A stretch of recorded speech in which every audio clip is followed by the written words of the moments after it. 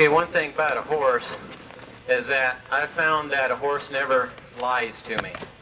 And the reason why I say that, pretty much a horse is a black and white object. They don't like shades of gray.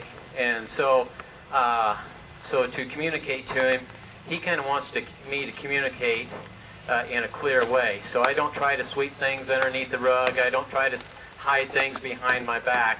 I'm just here as I am so that he can accept me as I am. I'm moving him here a little bit as I talk.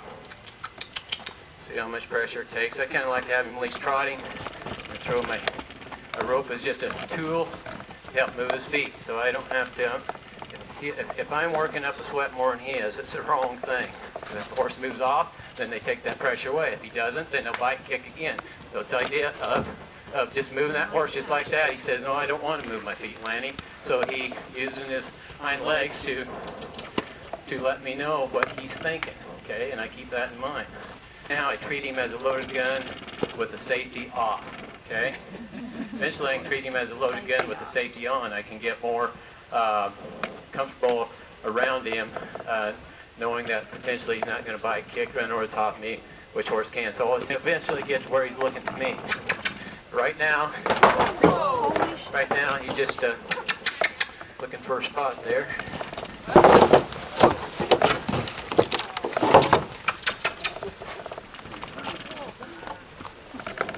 See here, I'm going to ask him there to face into me. Okay, then I take the pressure off. Okay, we'll just kind of let him seek that route. Okay, what I did there, as I was pushing him, as other horses push each other around, if you watch them out here, when they're eating, they're pinning down their ears, kind of position themselves to get to the feed. They pin themselves down, they push that horse away. The other horse potentially will move away to go find another spot, or they'll reach out, bite, kick back to say no, stick it in your ear and get away from me. So at this point, as I establish that I am kind of seeking a dominating role, a leadership role. I'm going to kind of draw him into me. Okay, real good. Wow. And see, I put pressure on to move his feet, and I'm kind of taking the pressure on, or take the pressure off, and actually I'm kind of drawing him, or I'm putting pressure on, but then as I back away, when he does the right thing. In other words, when he faces me, I take the pressure away for what, like we was talking about earlier, his reward, okay? Put pressure on this hip here. I'm going to put pressure on that hip to get what? 2 eyes, okay? So I'll take that pressure away, reward him then again for doing a certain thing. That's the key purpose of here. Okay, real good. Let's go back to this side. So we're just going to kind of ratchet him a little bit, back and forth. And all I do here at this point, whether it's a halter in my hand, this rope is just a tool to reach out and touch him with it, tap him with it, if I need to, just kind of like it was earlier. When I don't need to, then it stays in my hand. So it's just a tool, whether it be a stick in my hand, to basically okay, real good. Okay, that was really good there. He actually straightened up here, really straight here. So he's really starting to learn the concept. So once the concept is learned, and then the training process can mature into asking more things. Horses will run away from danger if they can. They're a flight animal. But if they get cornered, they will fight, and they usually use their back feet. That's their main weapon. Okay, that's their protector. And they'll use their teeth or their front feet as necessary too. So he's got some weapons on him to then again use for protection and or to bite, kick his uncles and aunts and brothers and cousins to get away from the water hole or the feed spot so he can have something to eat to survive. So they're for self-preservation, for predators that may want to eat him, literally eat him, and also preservation for at the feed bunk. I'm going to walk away from that. Okay? Okay, real good.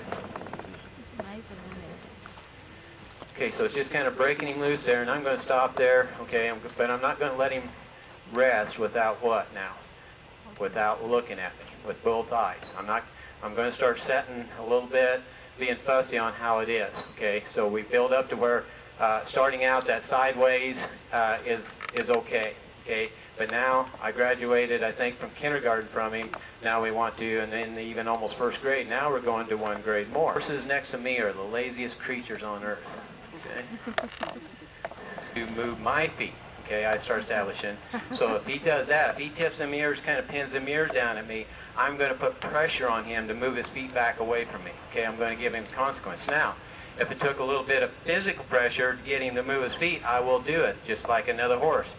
His mama bit him when he didn't move and when he was asked to move. Okay, so it's no big deal. Horses can be bit, so I call like biting my horse for a certain reason, to let him know that that behavior he just showed me, I can't tolerate that behavior because of his. You know, this horse is weighing around 900 pounds, maybe 850, 900. I'm 170. So see, I can't compete against his size. So I got to set some boundaries with this horse. If I don't set boundaries, he's going to start setting boundaries with me. This by itself will cause this horse to be a disrespectful horse. Okay? My too much pressure will cause him to be a fearful horse. Okay? So I don't want a disrespectful horse. I don't want a fearful horse. I want a horse, in other words, calm and willing is the words I use. Calmness without willingness is usually disrespect. Willingness without calmness is usually a fearful horse. Someone would like to come in. Okay, right here. I guess first. Come on in.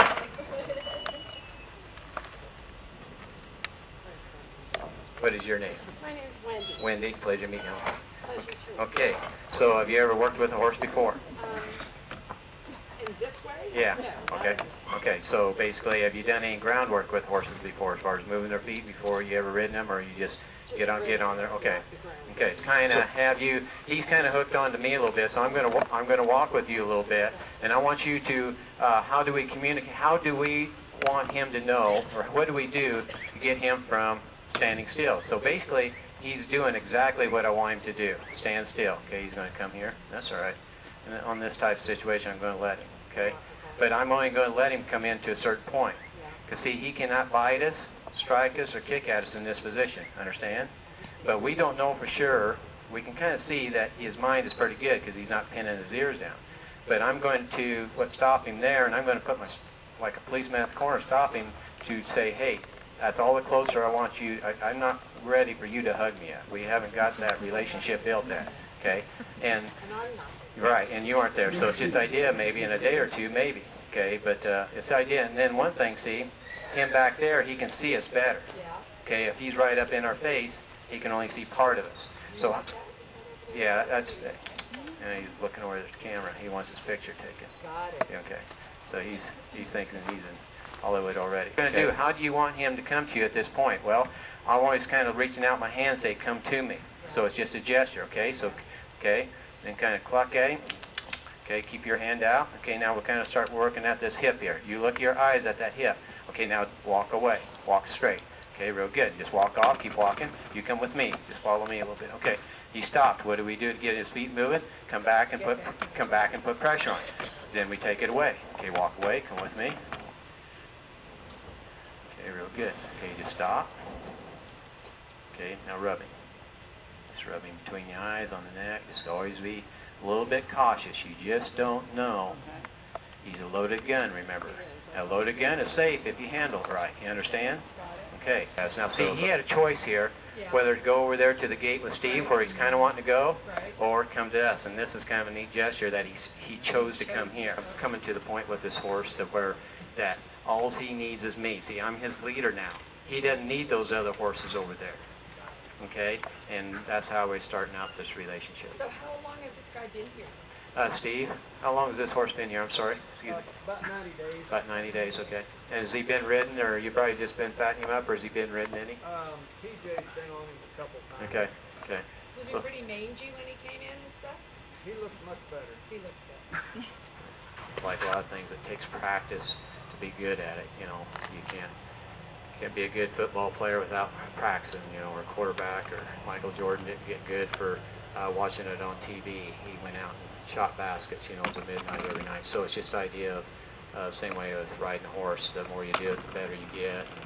And so anyway, you're welcome. Yeah, you're welcome. Yeah.